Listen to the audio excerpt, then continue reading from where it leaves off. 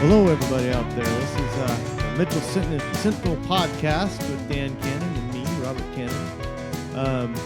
Today on the podcast, we're going to discuss Mitchell from 1881 forward to about 1904. And Dad's got a lot of stuff prepared. We're going to go through kind of some disasters that occurred in some schools and some county seat situations. But anyway, here you go, Dad. What do you got? Okay, the first fire that Mitchell had was 1881, and I.C. Richards' store, it burnt to the ground. His home was also in the store building, so he lost everything. But it said as soon as the leavings cooled enough, he started to rebuild. So soon there was again two stores in Mitchell, one by R.E. Edmondson. He built the first one in 1875. And Richards, he became the second general merchandise store there. So after he rebuilt, he was back in business. And now Mitchell, they could boast, in 1875, they had two stores, a blacksmith shop, and one saloon, the infamous Palace Saloon, one hotel, the City Hotel. Now we're going to fast forward on from 1875 to 1884. This is when Sargent learned that the curse of the water was a bad thing instead of a good thing.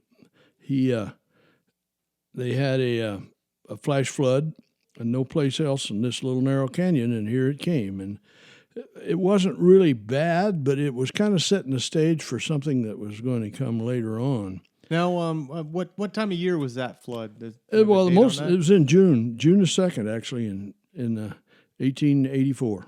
So it wasn't from runoff; it was more from like a cloud burst. Oh yeah, we very seldom get anything from runoff unless we get a Chinook wind and a major snow buildup. So most of them start in June and they probably finish up in September.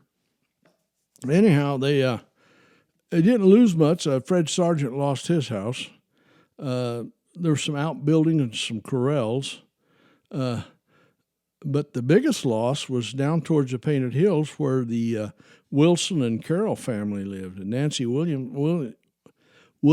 was there with her children, and it happened to be election day, and her husband and father-in-law were down at Burnt Ranch voting, because at that time that was the voting place. That was the closest post office to them, right? Yeah. The precinct was down there, and that's where they had to go to vote. So she was there with her, I think 4 children, 3 or 4, maybe 5. Anyhow, she was trying to get them out of the house, but by that time this course of water was 300 feet across and probably 20 or 30 feet deep, and it inundated their house and washed away the kids and everything. And she tried her best, but to no avail. She lost 4 children in her own life. Wow, so 5 total. Yeah. And now they lie in the Carroll Cemetery, just right across from where the house actually stood that washed away. If you're ever down that way towards the Painted Hills, it's off to the right. And also in that cemetery, there's a lot of veterans that were related to the Carroll family. Most of them are Helms. Are they buried there from World War II? World War II, World War I, and the Battle of 1812. Sam Carroll was, yeah. And so what's this story? Wasn't there an old sheep herder that had a gold piece that was buried there? No, that was a story my grandfather started, or no, my uncle started, Uncle Jim. He said, "Hey, man, you want to make some money?" I said, "Well, yeah." He said, "Well, I know where they buried an old sheep herder, and he was getting pretty ripe when they found him, but they just hurry up and put him in the ground." And he said, "I personally knew he had 2 $20 gold pieces." And he said, "We could go exhume that old guy and we'd get that money." I said, "Wait a minute. Back off, Jim. I know you. If you knew for sure those were there and as greedy as you are, you'd have got them 20 years ago." Yeah, it ain't before they buried him. I'm sure he was wanting a hole dug someplace, and I was going to do the digging. Gotcha. So that wasn't the Carroll Cemetery. For some reason, I thought that was no. But there was Carrolls did have a sheep herder who was Chinese, and he was in the mountains one summer with these sheep, and the bear got him and mauled him and killed him. And just to show you how things were back in them days, they didn't bury him in the Carroll Cemetery. They buried him in the canyon right above the Carroll Cemetery. Is his grave marked? No. It's unmarked above the Carroll Cemetery. Yeah, right. Well, and they did that because he probably was Buddhist and wasn't Christian, probably, right? Well, I don't know if they knew that or not. Because back in them days, Chinese were kind of a non-person. They'd let you could do the work for you and everything, but they didn't want to associate with you. Well, there was a huge massacre. I don't know yeah, all that stuff, man. They didn't treat him very well. No. I'd like to get into maybe the first schools that were here. And Mitchell had the first school in the county. Oh, really? Before Fossil? Yep. And it was located about a half mile east of Mitchell. And the year was 1872 when they had that school going. And and 10 years later, that old log school was replaced by a larger one, and they moved it into town. And 6 years later, after that building was replaced by one that had 3 rooms. Man, we're going now. Big pimping there. Oh, yeah. And this building went on to serve a multi-purpose for a lot of years. And in 1923, they built a new school. That's what they refer to as a rock. And they took the old school building and they cut it in half. And the east end of it, they moved it east about 20 or 30 feet and built the middle back. And that was their new gymnasium. So I can barely remember that this old gymnasium, they didn't have enough floor to really just do the court, and that's all they did. So they built balconies up in top, and so you would set up in the balcony and look down in the gymnasium from above. But now, is that the old one that you'd hear stories about? They had a huge wood stove in the corner. Yep. And had a guard built around it, but every once in a while somebody jump into that dang stove. Yeah, not only was the Mitchell Gym that way, the Dayville Gym, the Monument Gym, Ukiah Gym, that's how they had to heat it. And boy, I tell you what, when I didn't get to play when they were burning the wood, but they said you did not want to get close to that old wood stove because those old buildings in the wintertime are pretty cold anyway. And you slid into one of them stoves, you might get more than a floor burn. You know what I'm saying? Well, yeah. That's that's like kind of like your sixth defender if you planned it right. Oh yeah.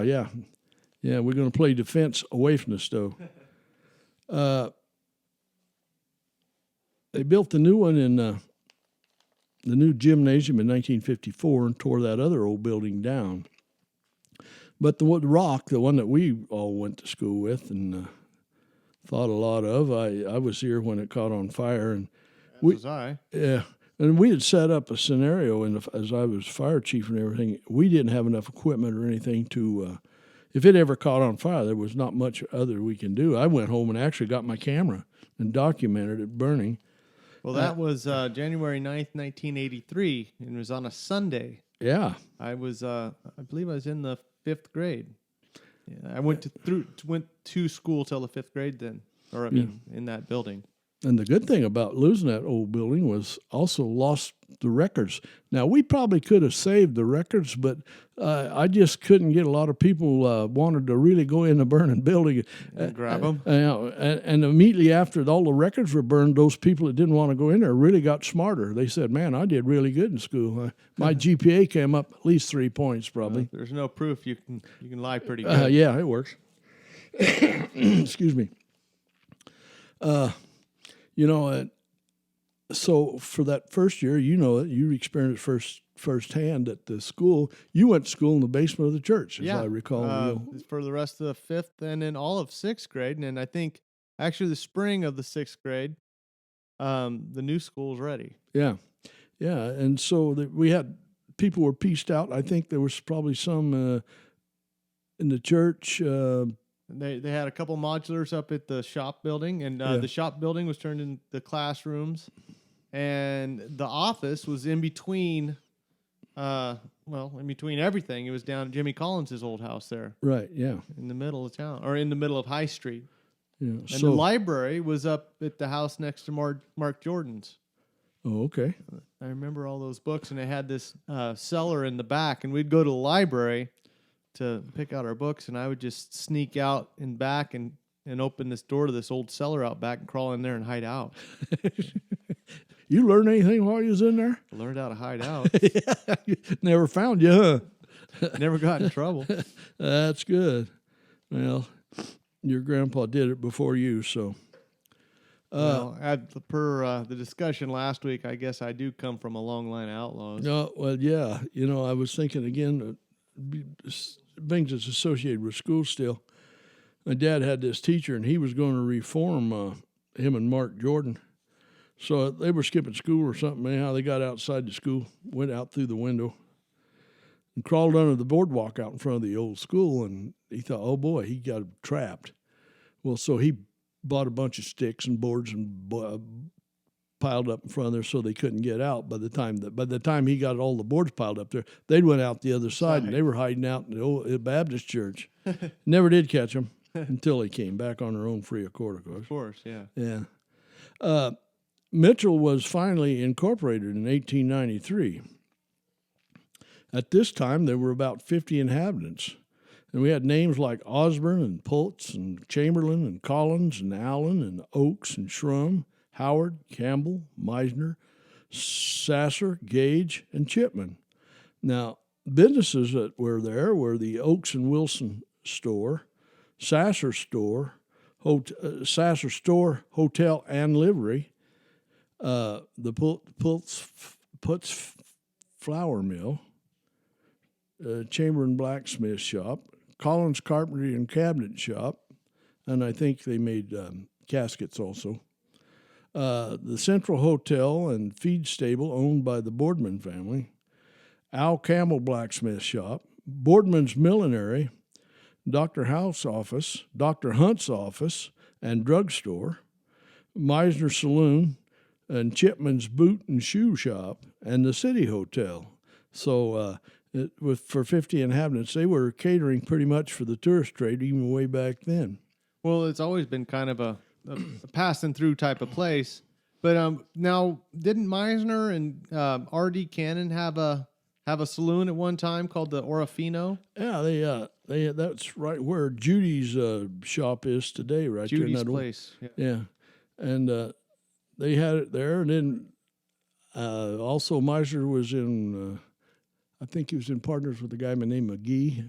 Evidently, they had a lot of roving partners. I don't know whether they made too much money and had to get out or wasn't making enough. And then right in the middle of everything, the Prohibition kind of screwed that business up. Stifled that a bit. Well, at least pushed it underground, really. Well, yeah. Well, they still served whiskey. You called it anyhow. Put it in a coffee cup. Yeah. Well, and my grandfather, and your great grandfather, he when he was running out, he was making his own whiskey. So they had a little thing going out at West Branch when he had that place, and he was telling this story. He said, them hogs, they took any place they was making good whiskey, they fed the mash to the hogs, so that got rid of the evidence. And he said some of those hogs even act like people. He said some of them wanted to fight. Oh, really? Some of them wanted to just lay down and go to sleep, and some of them just wanted to make love. But he was telling me, my dad told me that he had buried a 15-gallon keg down in what they called the orchard. And so my dad, he'd slip down there and he'd take a little drill, and he drilled a hole in it and put some gum over it when he got done. But he would take and drop a straw down there and take a little bottle with him. He put this straw down this hole and put his thumb over it, and he'd lift it up, and pretty soon, about 4 or 5 draws with the straw, he had a half pint of whiskey. So his dad came to him one day, and he said, that 15-gallon keg we had buried down there in the orchard? He said, yeah. He said, it must have sprung a leak because it's plumb empty now. So evidently Dad's straw went clear to the bottom. He had a long straw. Well, he had that. You have that one poem about him when those folks showed up on a cattle drive, and he was running drag, and by the end of it, they kept giving him moonshine. By the end of it, they made 2 trips through the cattle drive, and my dad didn't make the cattle drive after that. Well, we're back, and it was hard for Wheeler County to even come in existence because first they wanted to create a county out of Crook and Grant, and they wanted to name it for Al Sutton, who was one of the ranchers around here, and there was going to be Sutton County, but the petition failed, so it never did work. But Mitchell would have to wait until 1899 to become part of Wheeler County, which also included part of Gillum County. Now, this petition that Gillum County did not want to give up. They didn't want to give up any of their land or, I guess, Fossil or any of that stuff because they fought them tooth and nail. So Fossil was a part of Gillum County at that point. Right. And then this petition was introduced by R.N. Donnelly, much to the opposition, like I said, of the Gillum County. Now, Mitchell would now come into its third county in its short existence. It started with Wasco and then went into Grant, and then it went into Wheeler now. Now, Mitchell First Church, this is kind of interesting, was built up on Piety Hill. And it wasn't Piety Hill when they built the church there. The church deemed the name Piety Hill. Yeah. So it was established there in 1895. In 94 it was established, and the church was built in 1895. And that's the first missionary Baptist church? Still standing today. Yeah. Probably the oldest building in town, maybe? That's a possibility. Yeah, I don't know. Because I tore down the house that was 1884. Yeah. That's the old Wheeler house where he lived for a while. And he said, now that Wheeler County was established, they needed a county seat. So at this time there was 2,243 residents. So they had an election in June that year, and they had to choose a site. So Fossil 1 received 436 votes. Twickenham. Now, Twickenham wasn't always Twickenham. When they were in line for the county seat, they thought they should change their name to Twickenham from the name that they called Contention. It was Contention before. Yeah, this was before even PC was even thought about. So they changed the name, but it didn't help anymore. Spray, they received 82 votes. And I guess Mitchell must not have even put her name in the hat because there was no votes posted for Mitchell, so I guess they didn't want it. Well, it's kind of got a long tradition of anti-government sentiment around here. Well, that's true. And so it went from Contention to Twickenham. Now, why was it named Contention? What was the point of Contention's name? The point of Contention was probably I would say there's probably a few people down there that wasn't getting along, but I don't know why they would call it Contention. It's kind of like Richmond. When it was named Richmond, they kind of flipped a coin between the Donnellys and the Keys, I think. And one was from the South, and one wanted to name it Washington, so whoever won was from the South, so he got to Richmond. Yeah. Gotcha. I'd like to flash forward to another flash flood. July 11th, 1904. This thunderstorm hit at the head of Bridge Creek first, and then it crossed over. So what you had was the first initial wall of water came down Bridge Creek. And by that time, Keys Creek, which is just off to the north of it, it hit there also, and so it kind of split the water. But they got together right above Mitchell there where Pultz's flour mill was. And the water was about 30 feet high. It cleaned out everything in its path.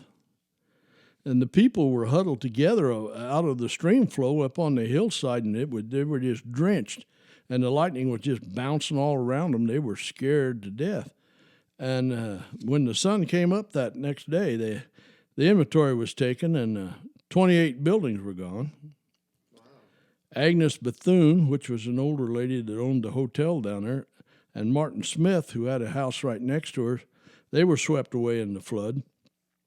And they were inside the buildings, and they couldn't get out because they were elderly, and so they were washed away. I think they found Agnes's body, but Martin's body never did surface.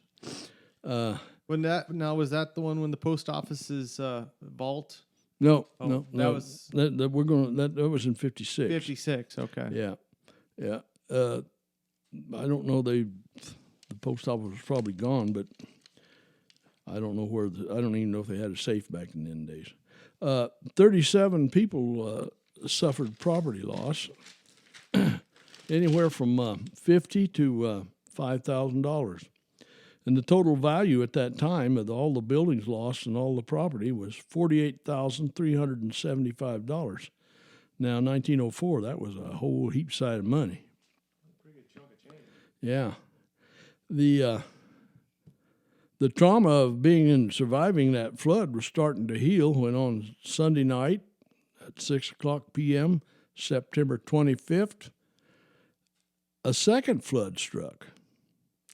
Now, this flood came down Nelson Street and a little down off of Bridge Creek this time, but it didn't do much of the damage because everything that could be destroyed was already washed away. Well, that's kind of similar to the Good Friday flood that we had here last year. Yeah. About this time. Yeah, it came the same direction. Right down Nelson So Street. maybe it might have been a pattern. I don't know. Well, at least you know it can flood. Yeah, Down that canyon, that draw. Yeah. And the channel had already been cleaned out, so it didn't get a chance to back up much. Now, there was a guy here. He was a city marshal at the time, and his name was A.W., or they called him Slim Helms. Now, Slim was old enough, he'd witnessed both floods, the 56 one and the 04. And he was related to the Carrolls down at the Carroll Cemetery in the Painted Hills area.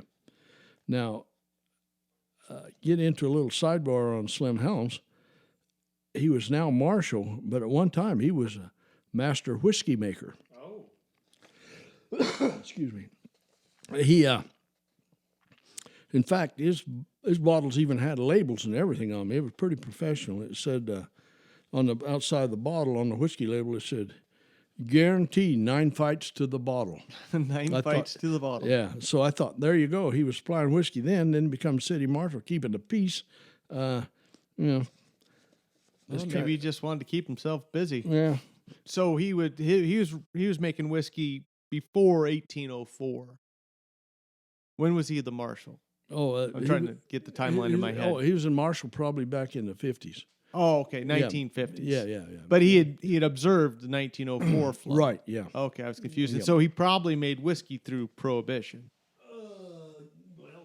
Everybody did. Yeah. Okay. So I'm just trying to get the timeline in my head. Yeah. Well, yeah, that's what pulled a lot of these places through.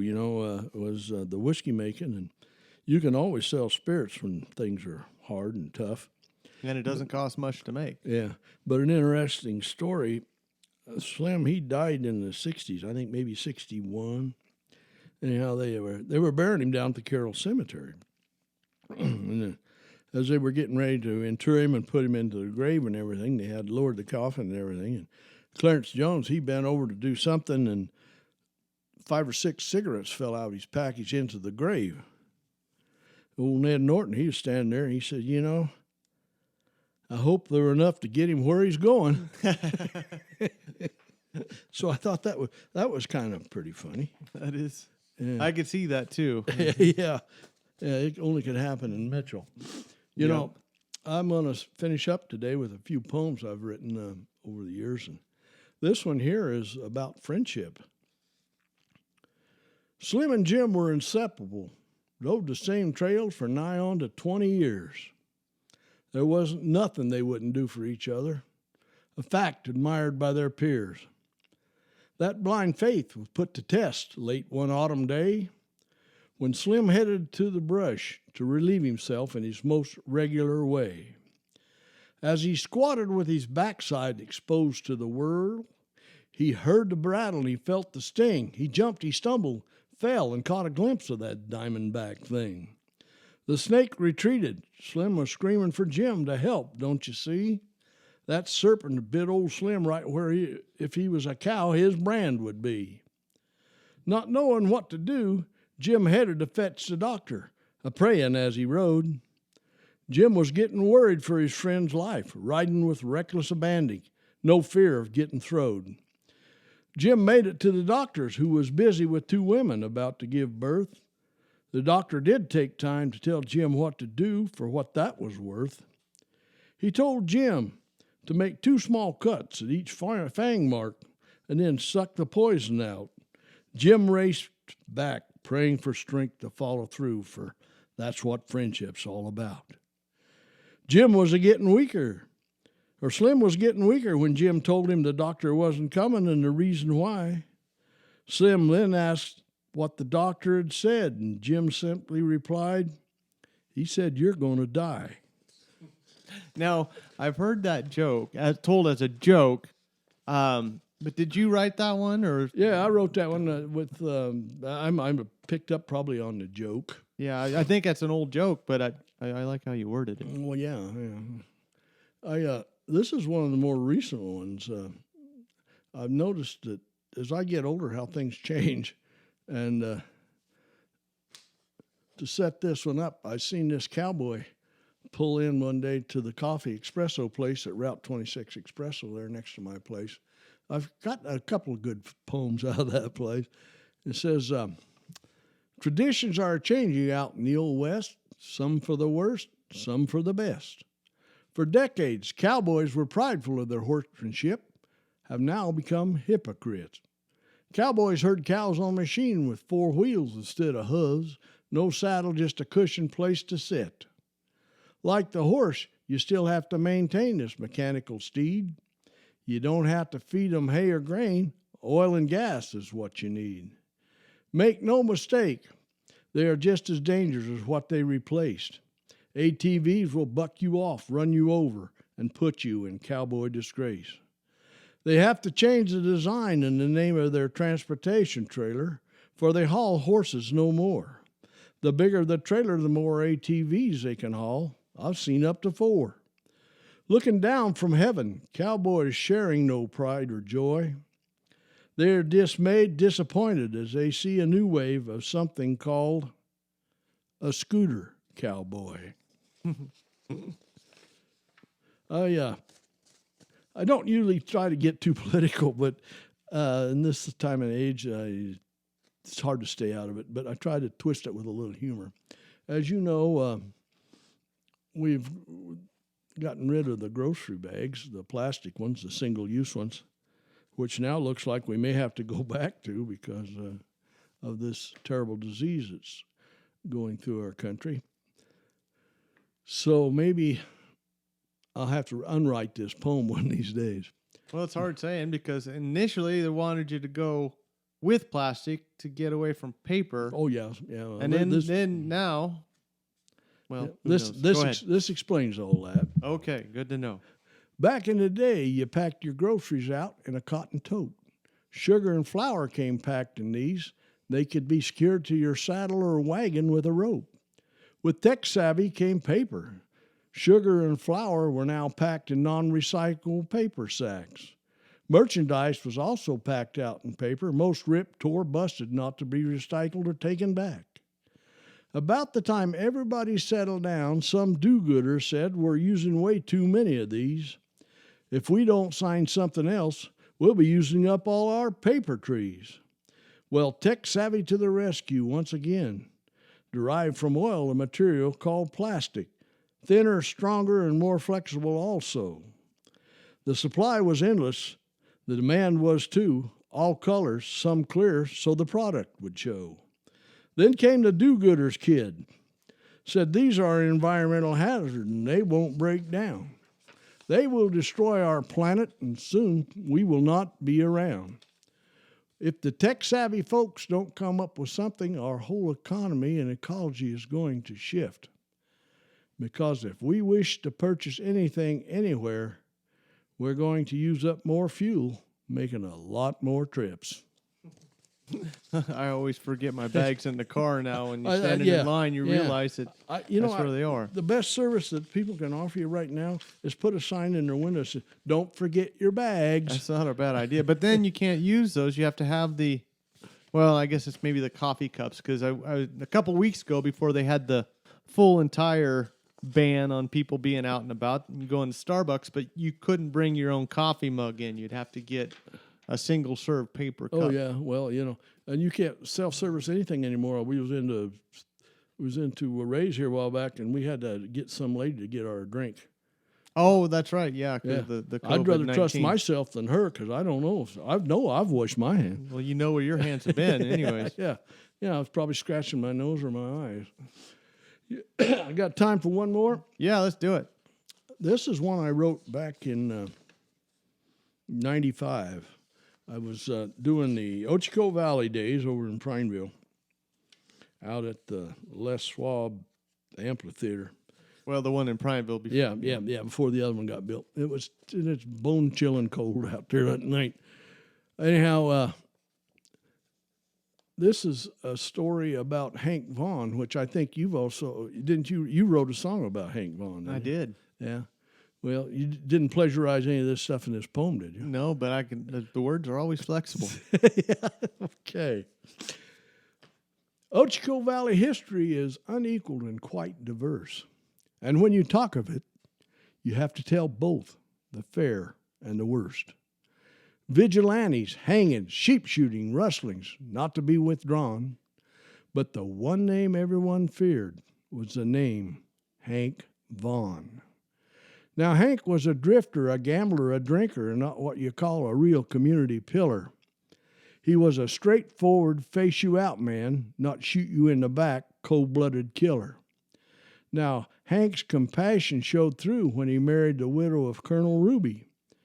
And when her $70,000 inheritance was gone, so was Hank's compassionate duty. Now, over in Centerville, now called Athena, Hank took Charlie Cleve on a ride in his buggy all shiny and new. This caper left Charlie quite shaken and Hank all black and blue. Hank asked, "Charlie, can you hold on tight?" Charlie replied, yes, he could. Then he threw the reins over the horse's back and gave him the whip. Oh, this was not good. Down the street they spread, the horses swerved, the tongue broke, and over the fence the buggy flew. Hank rolled out, the buggy stopped upright in a field, and there sitting on the seat was old Charlie, upright too. Staggering over to the buggy, these words were uttered by Vaughn. "I'll be damned, Cleve, you sure can hold on." In the 1870s, Hank Vaughn drifted into the Ochoco Valley, probably following the trouble that was there. Hank's friend Jim Blakey was having trouble with the Stock Association. With few friends, if you had trouble, old Hank, he bought a share. Now, the vigilante pistolero Charlie Lang and Hank had been in Till Glaze's saloon drinking and talking all day. Evidently, they resolved nothing with their discussions and decided to settle it the six-shooter way. They walked to the middle of the room and let the bullets fly. Long's first shot creased Hank's scalp, his second above his heart. Vaughn wasn't just standing there taking the lead. He put a three-shot group in Long's left shoulder, less than an inch apart. Well, they packed Vaughn off to Graham's saloon. Hank didn't want to fulfill his father's prophecy. His words were, "Before I die, get these boots off me." Well, Long and Vaughn both survived. Longer later was axed to death in Washington State. Hank Vaughn was involved in many more shootings, and later it was a horse wreck that sealed old Hank's fate. I guess Hank's epitaph must read, he dealt out a lot of misery and strife, but once Hank was your friend, he was your friend for life.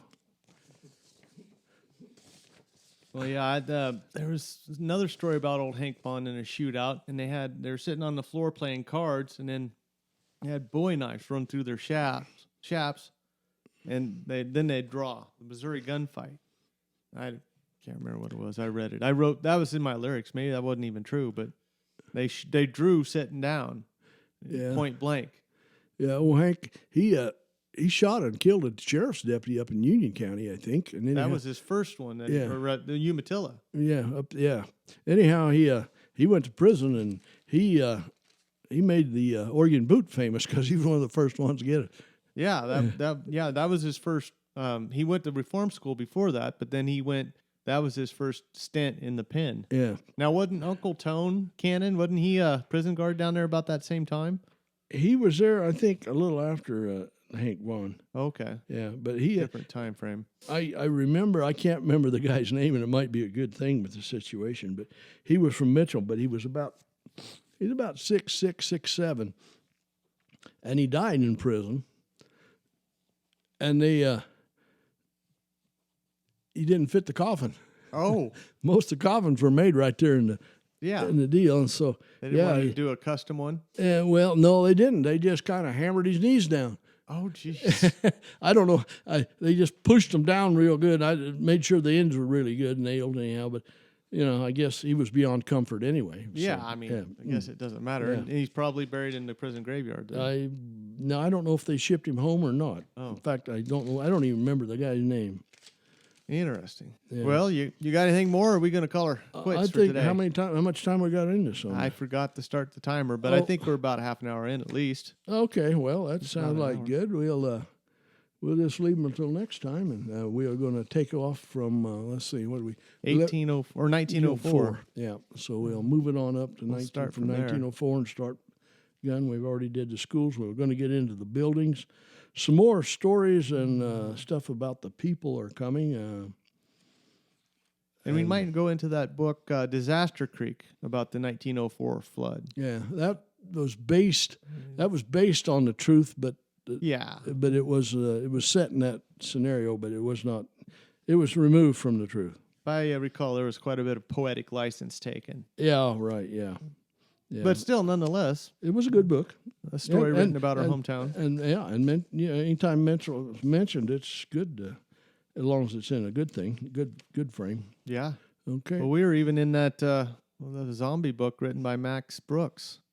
This is where they train the zombie killing dogs, is in Mitchell, Oregon. Is that right? Yeah. I think I seen one this morning. They must have lost one.